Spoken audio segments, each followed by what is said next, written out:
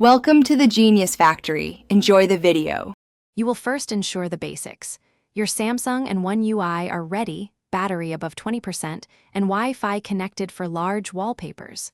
Once done, open Settings and tap Wallpaper and Style.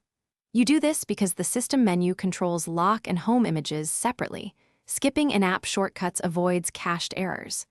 Now select Change Wallpaper, then pick My Photos or Wallpaper Services. Make that selection deliberately. You now pick the exact image and set it specifically for the lock screen. Tap your chosen photo, then hit Set As and choose Lock Screen Only. This prevents overriding the home screen. Make sure to adjust the crop and use the preview to confirm alignment. You can disable motion or wallpaper effects if they shift during lock.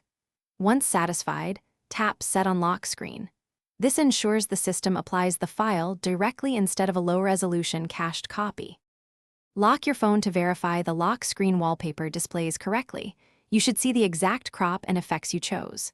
If it still shows the old image, go to app's right arrow Wallpaper Services or System UI and clear cache, then reboot. This forces Android to reload the wallpaper. If problems persist, check for third-party lock screen or theme apps that override settings and uninstall or disable them. Once resolved, reapply the wallpaper and confirm it remains after several locks.